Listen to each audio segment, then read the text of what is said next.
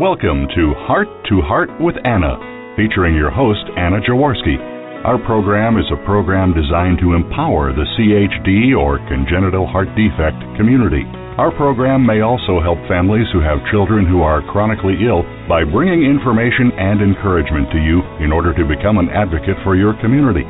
Now, here is Anna Jaworski.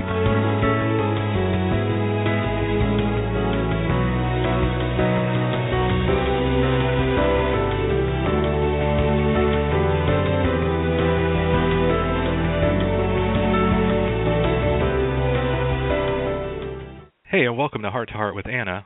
I know, this doesn't sound anything like Anna, but don't freak out. My name is Chris Perez, aka the HLHS Dad, and I'm sitting in today while Anna is enjoying some much-needed vacation time. So in today's episode, we're going to be talking about compassion fatigue, silent enemy, soul sickness. Today's show features the one and only Daniel Miles. Let me introduce you to him. Daniel Miles is a board-certified chaplain and the Assistant Director of Spiritual Education at Carolinas Medical Center. He is an ordained minister endorsed by the Alliance of Baptists. He received his Bachelor of Arts in Psychology and Religious Studies from the University of Tennessee, Knoxville, and his Master's of Divinity from Wake Forest University Divinity School. He lives in Charlotte with his spouse and 5-year-old daughter. He plays guitar, collects vintage vinyl records, and loves craft beer. Welcome to Heart, Daniel. Thanks, Chris. It's great to be here. Looking forward to having a conversation with you. Good. Well, let's take a moment and just start jumping into a few questions. So, first of all, can you tell us a little bit about what compassion fatigue is? Yeah, sure can. We'd be glad to. When I explain this to people, I kind of jokingly say that it's right there in the name. It literally is when your compassion gets fatigued. The way that I characterize it is if you're working out, if you're training for a marathon or lifting a lot of weights, the more you use your muscles, they fatigue, they get tired. And compassion works the same way. The more that we use and expend our compassion for other people, it gets fatigued.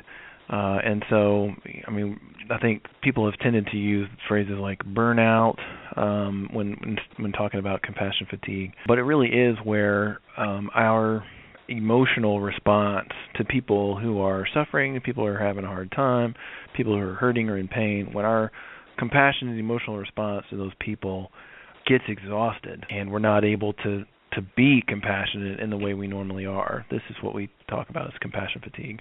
Great, and this definitely seems like something that can apply to people like medical professionals. But why is knowing about something like compassion fatigue important for parents of kids with congenital heart defects? Compassion fatigue can happen to anyone who is using a lot of their compassion to care for people in need. So, of course, this is something that we take very seriously in a healthcare setting with medical professions, but really anybody who spends a good portion of their time caring for other people are prone to this. There's lots of other professions filled with people who typically help, social workers, counselors, EMS responders, but it doesn't even have to be about your profession. So if a large portion of your life, time, and energy is spent caring for someone who requires a lot of care, you're prone to compassion fatigue. So certainly parents of any kids really are probably prone to compassion fatigue, but particularly when a child has more concerns, more medical issues, definitely when any kind of health concern becomes much more overwhelming or requires a lot more energy. And if it's constant, if this is something that's requiring daily maintenance, daily work, kind of above and beyond what most parents would have expected, this takes a lot out of you. So, parents who are really spending a lot of time trying to provide a high level of particular care to children with heart defects, it wouldn't be surprising to me at all that compassion fatigue would be something that would creep up just in terms of, parents who, of course, love their children, wear themselves out, providing, round-the-clock constant care. It would make all kinds of sense that, parents of kids with congenital heart defects would have a high occurrence of compassion fatigue. Yeah, and I would agree with that. In my own personal experience, I remember having to come back to work after my son's first open heart surgery after my PTO ran out. I wasn't ready to come back to work. I wasn't necessarily happy to come back to work. And I remember for the first couple of days just being incredibly crabby with everyone, and I didn't want to hear about anyone's problems. I didn't want to hear about somebody didn't sleep well last night, because I was about ready to jump on them every time they mentioned it. Yeah, that seems completely normal and reasonable. And I think that's one of the reasons we really look out for folks with compassion fatigue, is it's not just about one area of your life. It's about kind of all areas of your life. So if things are really hard at work, you go home and you have that much less to give to your family.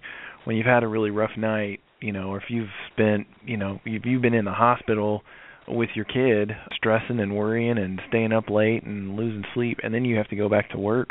I mean, all of these things feed together, and unfortunately, compassion fatigue can kind of turn into sort of a spiraling loop, and getting, feeling like you don't have what you need in one place of your life, which then means you don't have what you need in some other place in your life, and it can get pretty bad fast. So it seems all kinds of normal that you would have experienced that it's sort of like, I don't feel like putting up with other people's crap today. I've had all this stuff going on in my family, and I'm wore out. Yeah, absolutely. And I'm sure that's a challenge that so many people face. So what are some symptoms to look out for when it comes to compassion fatigue? Great question. I mean, one symptom is exactly like you named, where you just kind of don't care. I mean, I know that's not a very clinical description of a symptom, but when you find yourself experiencing more apathy than you're used to experiencing in places of your life that you normally have engagement around, so any kind of apathetic attitude. There's a lot of physical symptoms just in terms of you're changing a pattern of sleep. For some people, it means feeling like they're not ever getting enough sleep, and I know for me that's typically what happens, is that I'm up late, I'm up early, I don't sleep as well as I'd like, so feeling like you're losing a lot of sleep. For other folks, it might be that they're sleeping a lot more than usual if you have the luxury of the time to do that. Change in appetite, change in your patterns of exercise or regular activity, losing interest in the things that you normally enjoy, whether that's things that you enjoy about your work life, things that you enjoy about home life, hobbies that you have, finding that you don't really have the energy to engage in those things even when you have the time. That's a good symptom of that. I know one that and by good I mean obvious, not not enjoyable, but one that I often feel is just a feeling of incompetence. That when I find myself in a place of compassion fatigue, I just feel like I don't know what I'm doing, and I'm no good. I'm no good at my job. I'm no good at being a father. That's a bad place that I can get stuck into when I feel compassion fatigued. Complaining a lot. This is another one that I think we often feel from our coworkers or people around us, that think there's always something to complain about, a persistent negative attitude. These are kind of some of the really common symptoms that all of us experience at one point or another. So I think it's good for people to kind of learn to look out for, gosh, it's one thing to have a bad day, and I'm just kind of in a bad mood because I got off on the wrong side of the bed today. But if this has kind of become the theme for the last, week or two or three, I might need to take a look to see if there's something I can do to help with my compassion fatigue. Awesome. Well, thanks so much, Daniel, for sharing that information with us. Now it's time to cut to a commercial break, but don't leave yet. Coming up, we're going to continue talking with Daniel about compassion fatigue. Anna Jaworski has written several books to empower the congenital heart defect, or CHD, community. These books can be found at Amazon.com or at her website, www.babyheartspress.com. Her bestseller is The Heart of a Mother, an anthology of stories written by women for women in the CHD community. Anna's other books, My Brother Needs an Operation, The Heart of a Father, and Hypoplastic Left Heart Syndrome, a handbook for parents, will help you understand that you are not alone. Visit babyheartspress.com to find out more. Hey, welcome back to our show, Heart to Heart with Anna, a show for the congenital heart defect community. This is Chris Perez filling in for Anna. So today's show, Compassion Fatigue, Silent Enemy Soul Sickness, features Daniel Miles, Assistant Director of Spiritual Education at Carolinas Medical Center. And we just finished learning about the definition of compassion fatigue, including symptoms to look out for, and why it's so important for those in the CHD community to know about it. And so let's continue learning some more. So Daniel, now that we know what compassion fatigue is there something we can do to prevent it? Yeah. I mean, I think kind of go back to my analogy about, like muscle fatigue. It's really important if we do a lot of exercising or physical training, it's really important to rest. So, if any listeners have trained for marathons and you have a pretty rigorous schedule of how you're doing your running and your conditioning, but you also have to build in places for your body to recover. And so that's, I think, the most common, easy way to talk about prevention of compassion fatigue is doing everything that we can to build in some moments of rest. I definitely know every time I say that to people, wherever I give these kind of presentations, that it's really easy for me to say that. And I know because it's true in my own life that it's hard to actually do that. It's hard to build in time to rest. And so I think it really behooves anybody who's doing a lot of work, caring for someone who needs a high level of care, to find little moments of respite. And that can be seeing if you can find somebody else to step in for a little bit so you can take a break, go somewhere, find some activity that you enjoy. But like I said, I know that can be hard and takes, a lot of work to try to schedule that in. That's kind of a practical thing, and what that looks like for everybody is different. I know for me, it means that I have to kind of eke out little moments throughout my week where I can kind of slow down, and that might just look like closing the door to my office for 5 or 10 minutes in a day. It might mean kind of recruiting my spouse to take over care responsibilities for 30 minutes, maybe sort of negotiating, hey, I will do the dishes if you'll do bath time, because the dishes are screaming and talking back to me, and that it will actually give me a chance to recharge to do dishes instead of doing the bath time or what have you.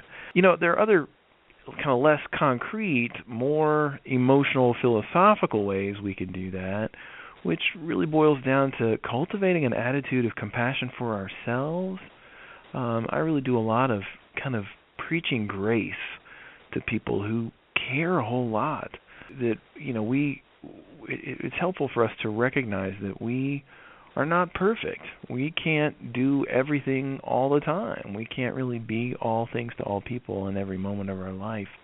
And so are there ways for us to cultivate an attitude of grace towards ourselves, to not have to be perfect all the time. So some days I may be in a really terrible mood and I don't like that about myself, and I might just have to say to myself, I'm in a place of fatigue and I'm not firing on all cylinders like I would want to. Another thing that I often tell people is, have you learned to ask for help? I kind of tell a joke that I grew up in the South and I grew up in an evangelical Christian church, and so I got sort of a double whammy message that my job is to care for other people and to not need care for myself.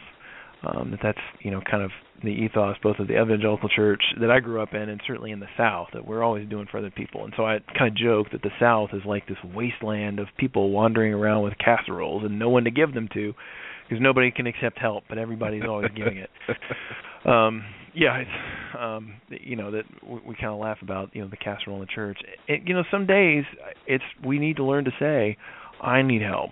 Instead of baking someone else a casserole, maybe it's my turn to receive one. And knowing who those people in our life are that we can go to and say, I'm really struggling. I need some help. And sometimes it's hard to do, but if we can be specific to people to say, this is how you can help me. My experience is that people, if you just ask for help, sometimes people are usually glad to do it, and they may not know what to do. Or if people just offer it, they may actually offer help that's not helpful, that gets in the way.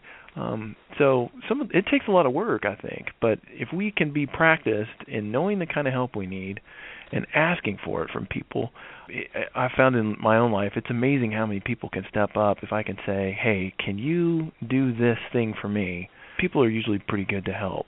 So those are just some kind of approaches to how to prevent compassion fatigue from getting out of hand. Yeah, and those are really great tips. I know, and just a bit of transparency. So I actually work fairly closely with Daniel. We work for the same system in healthcare. And the first time I heard Daniel give this presentation about compassion fatigue, it really opened my eyes about, those things that I have experienced, and probably a lot of parents in our situation. And I think one of the things I really took with me was carving out those moments that are really important. And I know that personally I enjoy a really good cup of coffee. And so the thing that I started doing for myself was once I put all the kids to bed and everybody's okay and safe, I make a cup of coffee, I sit on the couch. Sometimes I watch TV, sometimes I stare into space and don't think about anything, but I enjoy my cup of coffee, and that's my 15-minute break that I just give myself to enjoy, and then I can wash dishes and clean and do whatever it is that I need to do. But I feel like it kind of grounds me, and so those tips are hopefully really helpful for the parents out there that are hearing it. Yeah, that's a great example, and I can join you in how much I love coffee. Saves my life every morning. Becomes its own little ritual to kind of help me both wake myself up, but also prepare myself to try to get into a good, calm headspace.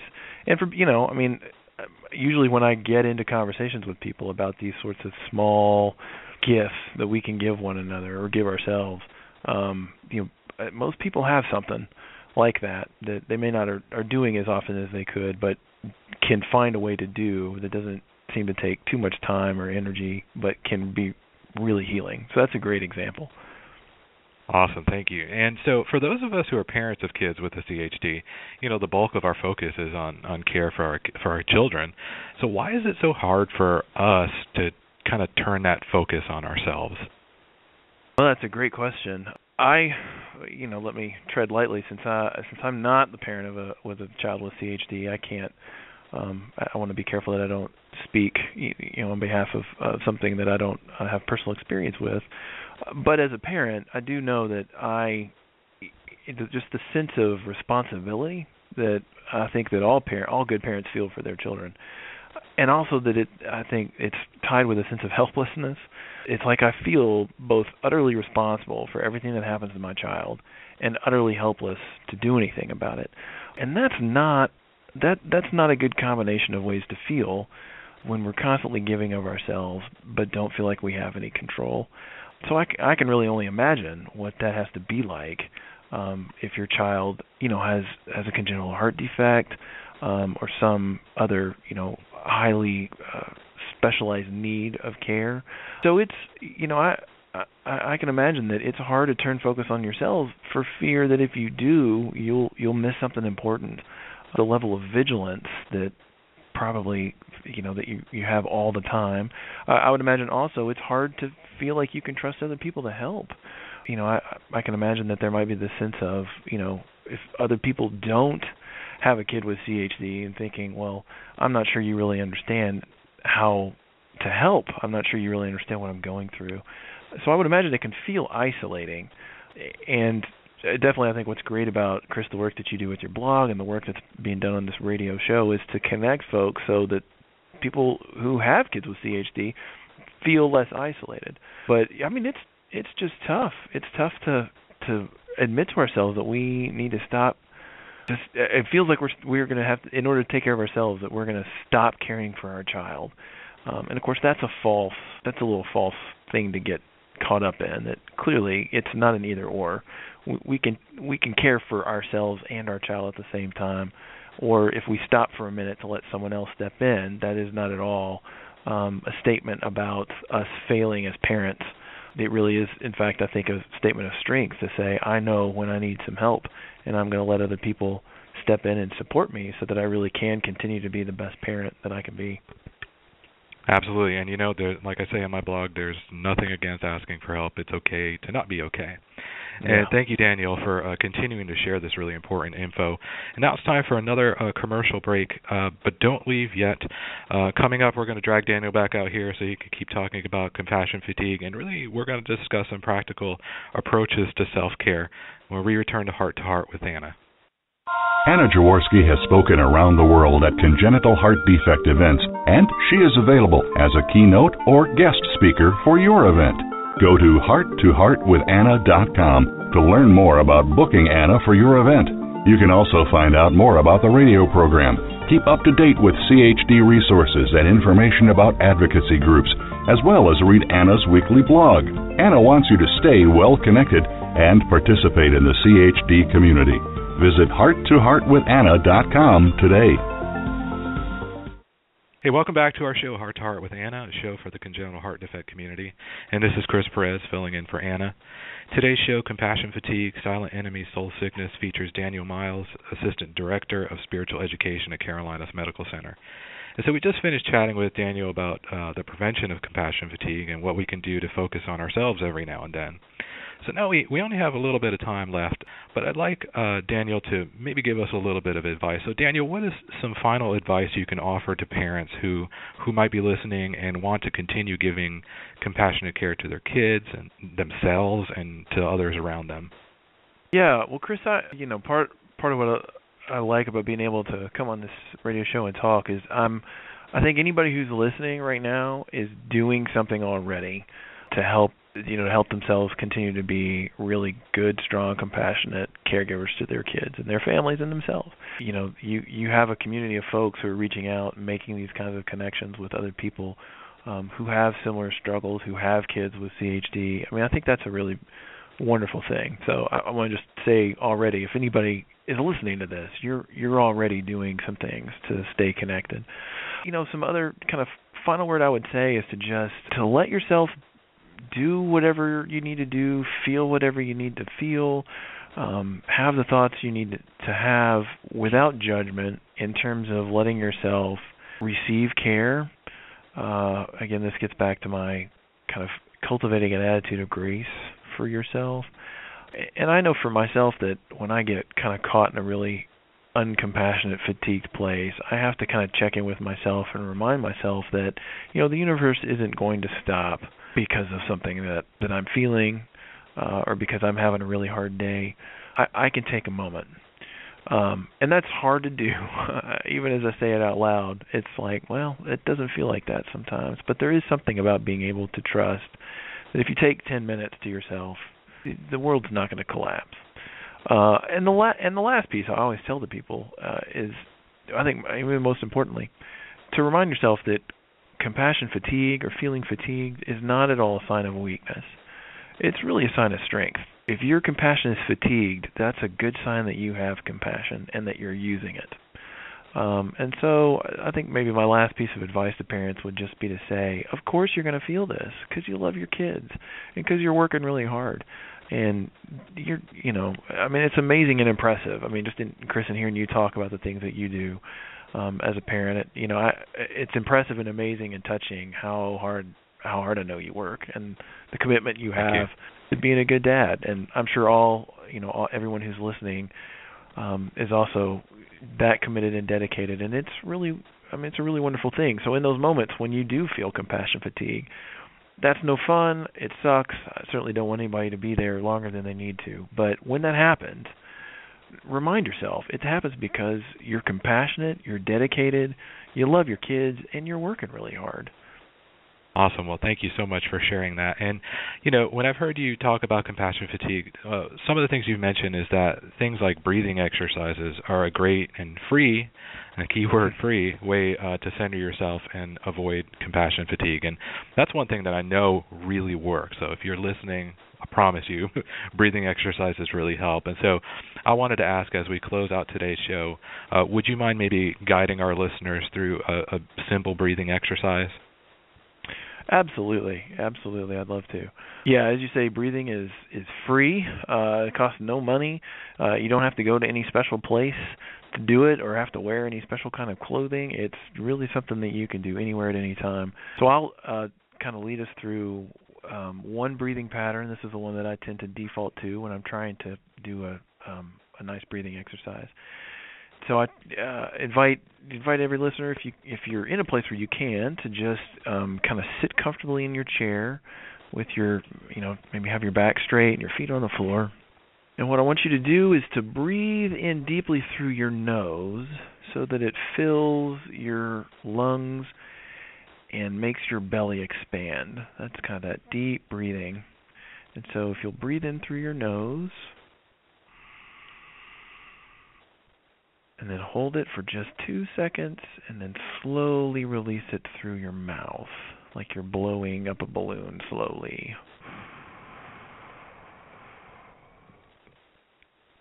And usually I invite people to repeat that 4 or 5 times. Just in slowly through the nose, hold it, and out through the mouth.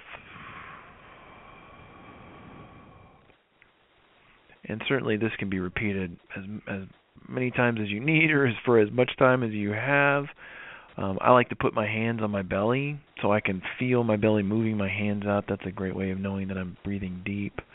And to do this slowly and really savor the breath. Sometimes I invite people, if they'd like to, if they have a prayer or a mantra or a positive word or phrase that they like to repeat as they breathe in or breathe out. So sometimes I might, as I breathe in, I might just think to myself, in with love, and then breathe out. I might just say something like out with stress, or whatever kind of fits the moment. But this is a beautiful thing to do. It usually lowers the heart rate. It can relax the muscles in your shoulders and in your chest, sometimes even in your neck. It is a really lovely, beautiful built-in gift we have in our bodies for stress relief.